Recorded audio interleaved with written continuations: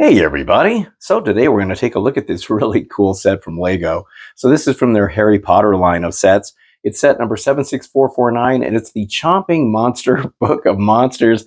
Okay, so I got to tell you, I'm not the biggest Harry Potter fan. I did see all the movies. I didn't read any of the books, but I'm not really into the wizardy type shows and movies like Harry Potter or Lord of the Rings. I'm more, as you know, I'm more into sci-fi robots, aliens, spaceships, that kind of stuff.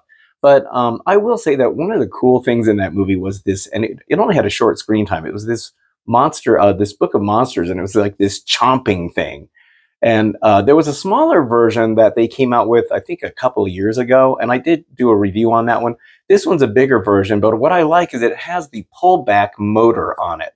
So when you pull back on the motor, see right here, it has the chomping effect. So I think that's really neat. I also just like the way they did it. I mean, it looks really good here. And then you also get the Harry Potter figure up there. So that's kind of neat. And he even comes with a little mini, oh, sorry, I went out of focus. He's even got the mini Book of Monsters in his hand. So it should be a fun set to build. And I had to buy this set. I was going to buy it and then I changed my mind, but I ended up having to buy this in order to get the this set here, which I also did a video on. This is the moon car. So I used my VIP points to get it, but in order for them to send it to me, they had me buy another set. Great marketing there, Lego. But anyway, so here it is. So let me go ahead and get this built. I'll probably cut in and show you some of the internals because it has a very interesting internal system to make that chomping effect work. This set comes with one minifigure, and it's Neville Longbottom, as we can see here. Very nice looking figure. He's got his wand in one hand and he's got the Book of Monsters in the other. I don't think I've seen a miniature Book of Monsters like that, a minifigure scale version of it. Here you can see the printing on him. The hair, he also has an alternate face. But you only get one, but it's pretty good. I like this particular face expression. And flipping the hair around, you can see that this is the other one. So he's got more of a smile on his face. And here's the Book of Monsters itself, which looks pretty dang cool. I gotta say, I absolutely love this thing. So here you can see it. Now, it was smaller than I thought. You can see here.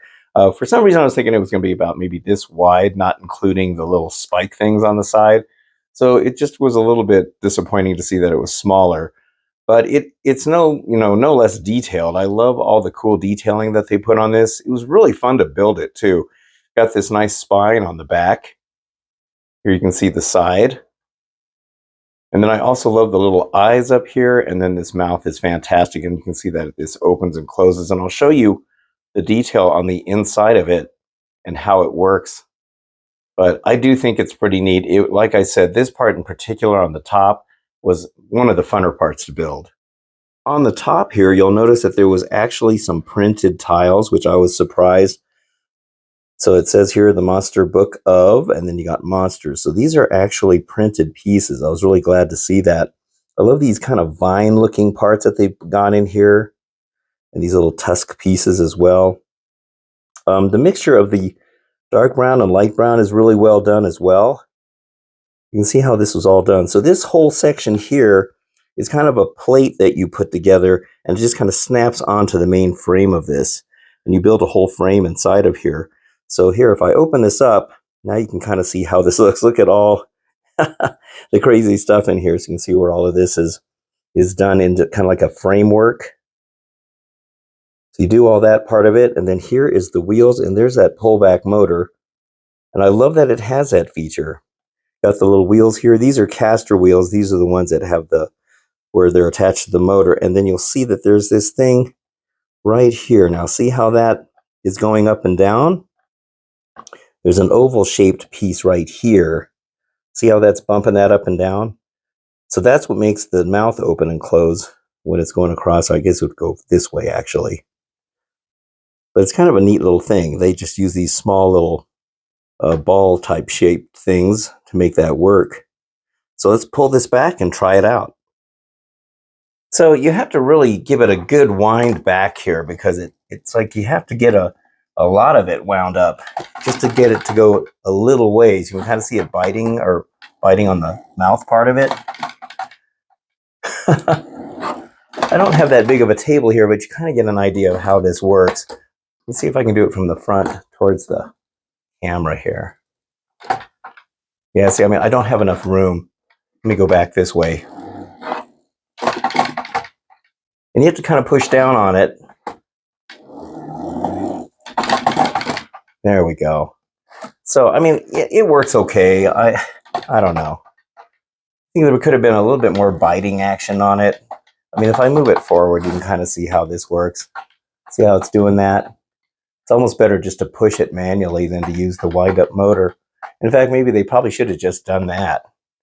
Instead of, I mean, it's nice that they have the motor, but it would probably be better just to kind of, this way you can kind of drive it and do whatever you want. And if you don't want to have it biting, you just open this back up. And then that little blue thing I was showing you here, if you flip it up, now you can just roll, and it'll stay open a little bit too, which I think looks better. And then you can just kind of drive them around without any kind of biting action. You can still use the motor as well. In fact, actually, it works a lot better not having that. Ooh, wow. Actually, yeah, it works really good without. Yeah, see, look at that. Because it's not fighting the weight of the lid. So, yeah, either way. I mean, it's nice to have that biting action, but I think the lid's too heavy. Maybe that's the problem. Have to really give it a good, let me go all the way to the edge of the table. Yeah, see, and even all the way to the edge of the table, it doesn't do much. But anyway, you kind of get the idea of how that works. So there we go, the Lego Harry Potter Monster Book of Monsters set. It retails for $60, which, I don't know. Once again, I'm kind of divided on the price of this. I'd say probably closer to 50 is more realistic. And the only reason I bought this set, I mean, I was thinking about getting it, but the only reason I bought it is because, as I showed you in a previous video, I had ordered this. This is the Moon Car set, which I absolutely love. You can only get this set using your insider points. But when I ordered it using my insider points, they were like, oh, well, you got to buy something else too in order for us to ship it to you. I'm like, oh, you know, what is, I'm not trying to say it's a scam, but it was kind of irritating. So I ended up buying this set too.